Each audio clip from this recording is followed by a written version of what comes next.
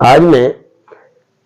آپ حضرات کے سامنے ایک ایسا واقعہ اور حقیقی واقعہ رکھنا چاہ رہا ہوں، خصوصاً ان والدین کی نظر کہ جن کے بچے چاہے وہ اسکول میں پڑھتے ہیں، کالج میں پڑھتے ہیں، مدرسے میں پڑھتے ہیں، اکیڈمی میں پڑھتے ہیں، وہ ذرا سوچیں کہ ہم مسلمانوں کا معیار کیا تھا، تربیت ہم لوگ کس طریقے سے کیا کرتے تھے، پھر وہ بچے ہمارے وقت کے بادشاہ بنا کرتے تھے اور لوگوں پر حکمرانی کیا کرتے تھے۔ جب ہم نے یہ تربیت چھوڑی ہے تو پھر آج ہمارے حکمران بھی دیکھ لیں کہ جیسے ہم تربیت کریں ویسے ہمارے حکمران ہیں۔ تو کسی حد تک یہ بات ضرور سمجھ میں آتی ہے، اس کا مفہوم احادیث میں ملتا ہے۔ مشکوٰۃ شریف کی بھی حدیث ہے کہ جیسے تمہارے اعمال ویسے تمہارے حکمران، اس طرح کا مفہوم حدیث میں ملتا ہے کہ پھر تمہاری دعائیں بھی بادشاہوں کے خلاف قبول نہیں ہوں گی کہ جب تمہارا یہ حال ہوگا۔ بہرحال واقعہ بڑا زبردست ہے۔ بادشاہ کی بیوی ہے زبیدہ خاتون، ہارون الرشید وقت کا بادشاہ ہے، ان کی بیوی زبیدہ خاتون ہے جس نے بہت سارے رفاہی کام کرائے، لیکن ان کا اپنے بچوں کے بارے میں کتنی سختی والا عمل تھا ذرا سنیے۔ ایک مرتبہ انہوں نے وقت کے بہت بڑے جید عالم حضرت امام ابو یوسف رحمہ اللہ کی خدمت میں اپنے 2 بیٹوں کو بھیجا کہ ان کو ادب سکھائیں، اخلاق سکھائیں، ان کا کردار اچھا کریں۔ کچھ دنوں کے بعد بادشاہ کو بھیجا، جاؤ دیکھ کے تو آؤ کہ ہمارے بچے استاد صاحب سے، امام ابو یوسف رحمہ اللہ سے وہ کچھ ادب سیکھ بھی رہے یا نہیں سیکھ رہے۔ یعنی کہ اس سے یہ ثابت ہوا کہ والدین کو نگرانی بھی کرنی چاہیے کہ ہمارے بچوں کو کیا سکھایا جا رہا ہے، یہ نہیں کہ بس داخلہ لیا، ایڈمیشن لیا، پھر چھوڑ دیا، بس فیسیں بھرتے رہے۔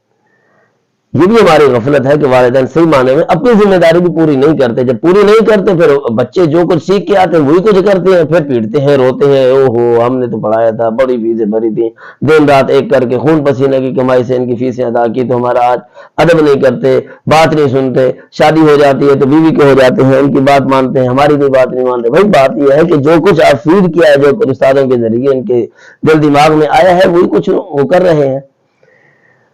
تو وقت کا بادشاہ خفیہ طریقے سے پہنچا، دیکھا کہ شہزادہ استاد صاحب کو وضو کرا رہا ہے، لوٹے کے اندر پانی بھرا ہوا ہے،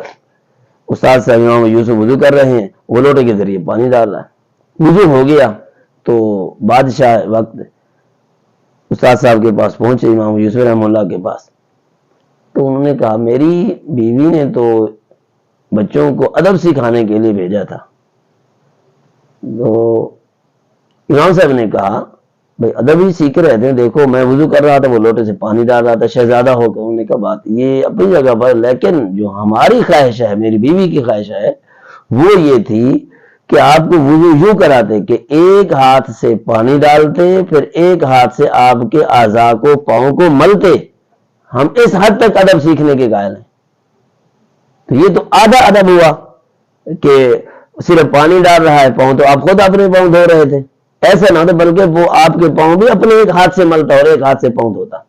تو میری خاص طور پر ماؤں سے گزارش ہے کہ جو چھوٹی چھوٹی شکایت پر آگ بگولا ہو جاتی ہیں، سکول میں پہنچ جاتی ہیں، مدرسے میں پہنچ جاتی ہیں، استاد صاحب کی بےعزتی کر دیتی ہیں، کیس کرا دیتے ہیں، مار نہیں پیار، مار نہیں پیار۔ تو جس حاکم نے یہ مار نہیں پیار شروع کیا، پتہ نہیں اس کے کھاتے میں اللہ پاک لکھیں گے کیا کہ کتنے طلباء کی انہوں نے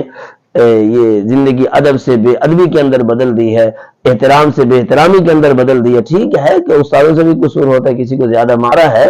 تو ان سے بھی پوچھ گچھ ہونی چاہیے، لیکن ایک رول بنا دینا کہ بھائی والد یہ استاد کچھ بھی نہیں کہہ سکتا، تو پھر اس کا حشر دیکھیں کیا ہو رہا ہے۔ کسی کی بات ہی نہیں سن رہے، جب استاد کی بات نہیں سنی تو والدین کی بات کو کیا سنیں گے؟ تو ان چیزوں کو دیکھیں، اپنائیں، اپنی زندگی کے اندر لے آئیں۔ والدین کی ذمہ داری، اگر ان کے حقوق ہیں کہ والدین کا ادب کریں اولاد، تو ماں باپ کی ذمہ داری میں یہ شامل ہے کہ اولاد کو کچھ سکھائیں، تو صحیح سکھائیں، کچھ نہیں صرف امید رکھے رہیں۔ تو یہ تو ایسے جس طرح کیکروں سے بیر کی امید رکھنا، اس طرح کام نہیں چلے گا۔ اللہ پاک عمل کی توفیق عطا فرمائے۔